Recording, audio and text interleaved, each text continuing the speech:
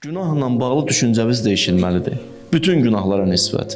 Mənfi xasiyyətlərə nisbət bizim əgər düşüncələrimiz dəyişilməsə, buradan dəqiq deyirəm sizə ki, 5 gün, 6 gün o xasiyyəti qoyacaq kənara, mənfi xasiyyəti qoyacaq kənara, amma 5-6 gündən sonra həmən mənfi xasiyyət məndə qalacaq.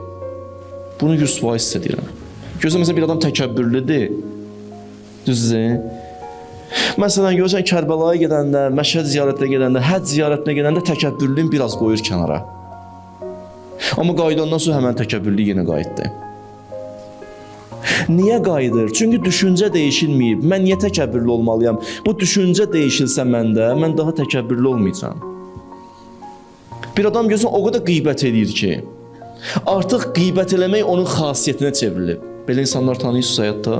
Qeybət eləmək bunun xasiyyətinə çevrilib. Otursa bir dənə qeybət eləməsi ürəyi partlayar. Dözə bilməz, bugün qeybət eləmədim mən.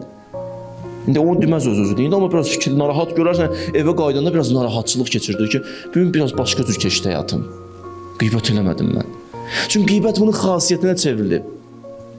Bu mənfi xasiyyət, müsbət xasiyyət olması üçün gələk düşüncəm dəyişilsin. Bir anlıq fikirləşim.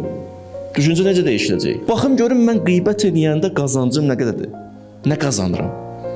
Ticarət edəndə insan qazanca baxır da. Məsələn, bir nəfər ticarət qurmaq istəyir, nə qədər qazanacaq? Sən başa düşsən ki, bu 100.000 pul qoyub orada 20.000 pul götürəcəksən, o işə girərsən. Deyirsən, qardaş, 100.000 qoyub. Məsələn, bir nəfər səndən iş qurmaq istəyir. Deyir, qardaş, gəl iş quraq. Deyirsən, neyniyəcək? Deyir, 100.000 qoyursan, deyirsən, nə qədər götürəcək? Deyir, heç sənə 100.000-dən 80.000 də əlimizdən çıxacaq, 20.000 pul götürəcək. Deyir, bu ticarəti niyə edirik biz? Düzdür, ağıldır da burada. Bu neynirəm mən? İnsan baxmalıdır, qeybət eləyəndə nə qazanc əldə eləyirəm? Qazancım nədir?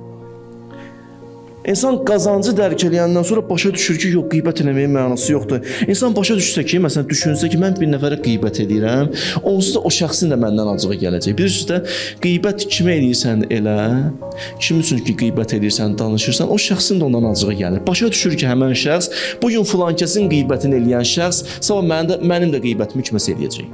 Bu normal bir haldır, düsturdur. Sənin yanında kimisə pisləyirsə, səni də kimisə yanında pisləyəcək. Qutardı getdi. Nə axtarırsın başqa bir şey? Səndə bu fikir yarandı, ondan acığın gələcək. Ya başa düşsəm ki, mən qeybət eləsəm, indi Allah bizdən uzaq eləsin. Bütün günü xofla yaşayacağam, qorxu ilə yaşayacağam ki, ay Allah, görərsən birdən başa düşərək qeybətini eləmişəm. Fikir verirsiniz, həmişə xofla yaşayır. Özü də görüşəndə biraz vicdan əzabı keçirir. Bəzi vaxtlar özü də qorxur, görürsən qeybətimin üstü açılar yoxsa yox. Belə özü də narahat gezir.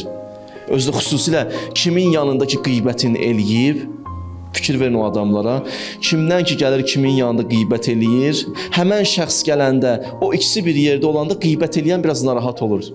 Utana-utana görüşür. Ona deyərlər, utanmırsan, bəs mənə dünən qeybətini eləyirdim bunu. Özü də utanır. Biraz insan bunları fikirləşsə, nə qazanıram, nə?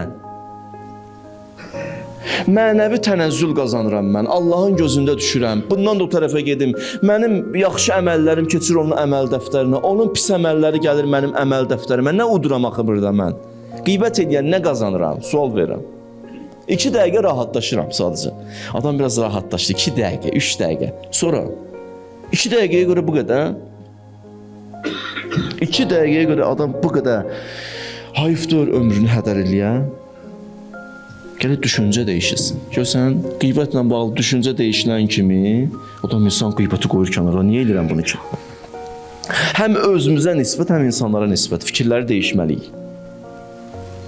Buradan tövsiyə edirəm sizlərə, hər hansı bir günahdan çəkinmək istəyəndə, çəkinin çox gözəldir, amma düşünərək günahdan çəkinin. Düşünməyərək günahı tərk eləməyin.